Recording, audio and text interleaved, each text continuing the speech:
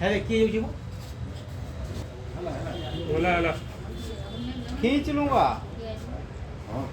Sambalpur police पक्षर सहर बेआईन cough syrup और गंजेई जबत कर मोट 10 जन अभियुक्त को गिरफ्त कर घटन एसडीपीओ गणमाध्यम को सूचना देते मिलता सूचना अनुसार टाउन थाना अंतर्गत सरकारी बसस्टाण्ड अंचल पुलिस पक्षर चढ़ाऊ कर 25 कोटी बेआईन कफ सिरप सह 3 जन अभियुक्त को गिरफ्त कर सेहीपरि अईठापाली पुलिस पक्षर विशेष सूत्रରୁ खबर पाई अईठापाली घरोई बसस्टाण्ड अंचल चढ़ाऊ कर 7 जन अभियुक्त 43 केजी 600 ग्राम बेआईन भाव रखिथिबा गंजेई को जबत कर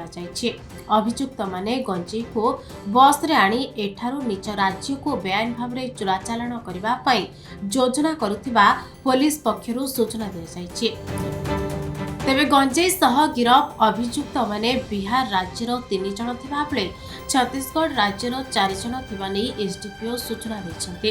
एही गंजेई को अभियुक्त माने फुलबाणी संबलपुर को बस रे आनी एठू निज राज्य को चोरा चालाण करुथिबा नै पुलिस तदंत समय जणा पड़िछि बोली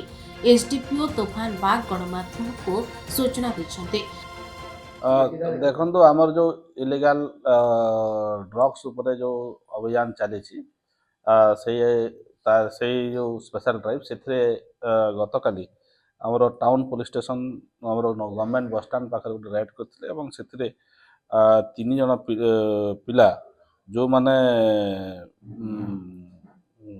कोरेक्स बिक्री करने रखी adulterated cough syrup plus sealed cough syrup सीटा को 3 जन को धरी से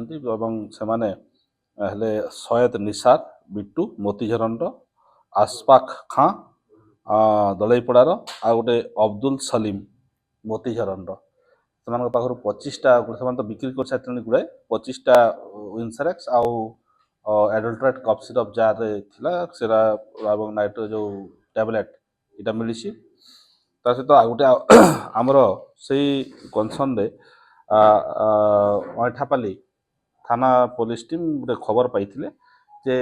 किछि बिहारी आमर छत्तीसगढ़ी पिला बस स्टैंड से प्राइवेट बस स्टैंड ओह्लैंट माने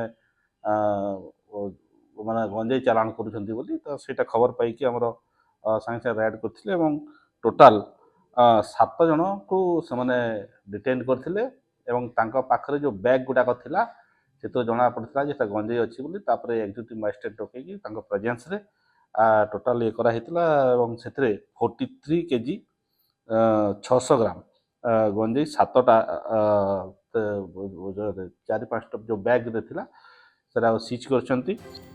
संबलपुर नवीन दास को रिपोर्ट खबर ओडिशा।